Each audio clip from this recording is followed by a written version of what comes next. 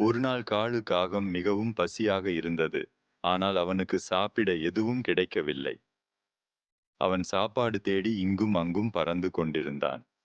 அப்போது கருப்பு காகம் தரையில் ஒரு எலும்புத் துண்டைக் கண்டது.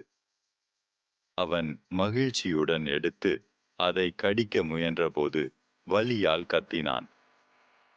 என் போக்கு, அது வெறும் எலும்பு.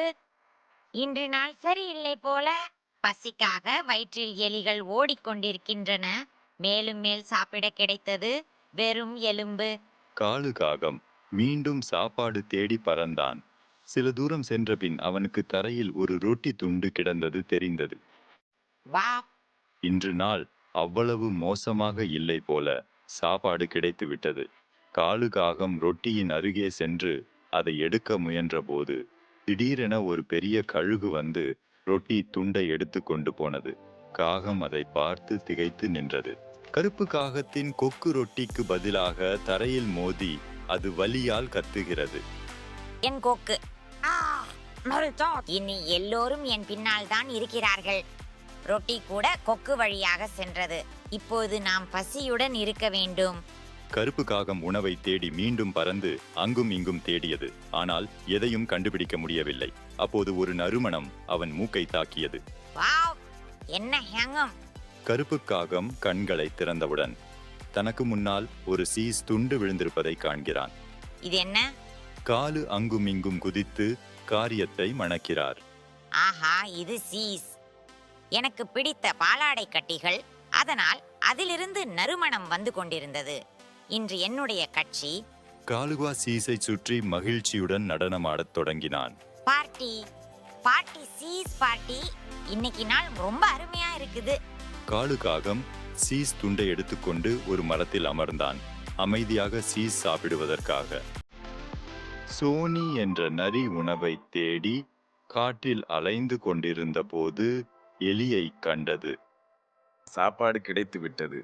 என்னை மன்னிக்க என் செல்ல எலி. இன்று நீ என் வாய்க்குள் போக வேண்டும், ஏனெனில் எனக்கு உணவு தேவைப்படுகிறது. இப்போது நான் உன்னை சாப்பிடப் போகிறேன். சோனி நரி எலியின் பின்னால் ஓடுகிறது. ஆனால் சுட்டி விரைவாக வயலில் உள்ள ஒரு மேட்டில் அதன் புலைக்குள் செல்கிறது. சோனி நரி மேட்டில் மோதிய போது கீழே விழுந்தது. எலி ஓட்டையிலிருந்து வாயை எடுத்து எலி அவரை கிண்டல் செய்கிறது. என்ன நடந்தது நரி அண்ணா? நீங்கள் ஒரு எலியிடம் தோற்றுவிட்டீர்கள். அடுத்த முறை இன்னும் தயாராக வாருங்கள். நரி எலியை கோபமாக ஒரு பார்வை கொடுத்தது. அவரை கிண்டல் செய்து கொண்டு சுட்டி உள்ளே செல்கிறது. சோனி மிகவும் பசியாக இருந்ததால் நரி மிகவும் வருத்தமடைந்தது. அவள் கவலையடைந்து உணவை தேடி முன்னால் நடக்க ஆரம்பித்தாள். அவன் காலு காகத்தின் குரலை கேட்டான். குரல் கேட்டு பார்த்தான். இந்த குரல் என்னவோ சாப்பாட்டுக்கான ஏற்பாடு முடிந்து விட்டது போல் இருக்கிறது. உணவு எங்கோ அருகில் உள்ளது. சோனி நரி இங்கு அங்கு பார்க்கிறது. ஆனால் அதை யாரும் தெரியவில்லை. அப்போது அதன் மூக்கில் சீஸ் வாசனை வருகிறது. வா, என்ன ஒரு வாசனை! இவ்வளவு நல்லதாக இருந்தால் உணவு எவ்வளவு சுவையாக இருக்கும் என்று நினைத்து கொண்டே என் வாயில் நீர் ஊறுகிறது. சோனி நரி வாசனையை பின்தொடர்ந்து காலு காகம் தனது அலகில் சீஸ் துண்டை பிடித்துக் கொண்டு அமர்ந்திருந்த மரத்திற்கருகே சென்றது. சோனி நரி காலு காகத்தை கண்டாள். ஐயோ சீஸ், நான் எப்படியாவது இதை சாப்பிட வேண்டும். இந்த காகத்துடன் சீஸ் சாப்பிடுவது எல்லாவற்றையும் விட வேடிக்கையாக இருக்கும். இல்லையெனில் என் வாயில் எச்சில் ஊறுகிறது.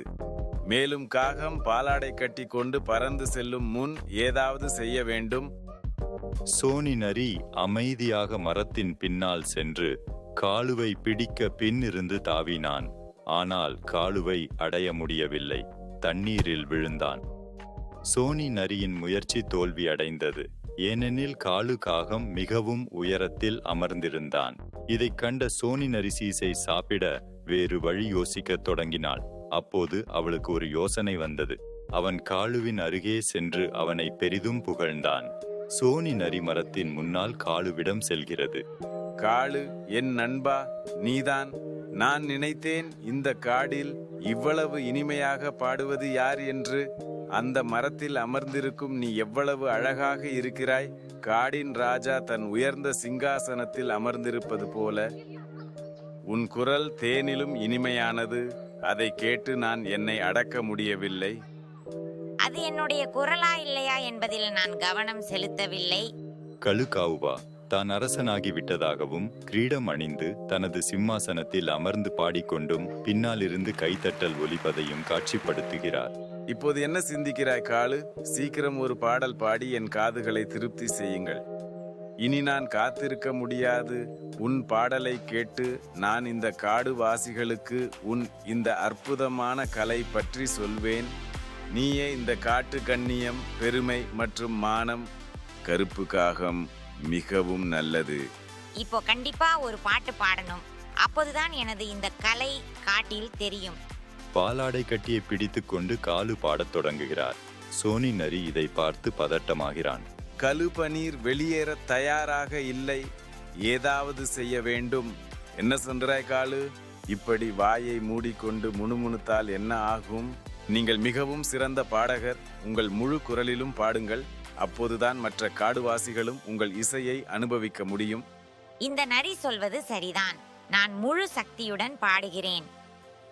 அதனால் விலங்குகள் கூட என் இனிய குரலை கேட்கும். காலு பாட ஆரம்பிக்கும் போது அவன் வாயிலிருந்து சீஸ் துண்டு கீழே விழுந்தது. அதை சோனி நரி எடுத்துக்கொண்டு அங்கிருந்து ஓடிவிட்டாள். என் உணவு. இல்லை, அதை செய்யாதே. என் உணவு என்னை திரும்ப கொடு. நாளை என் பாடலை கேளுங்கள். நன்றி நண்பரே.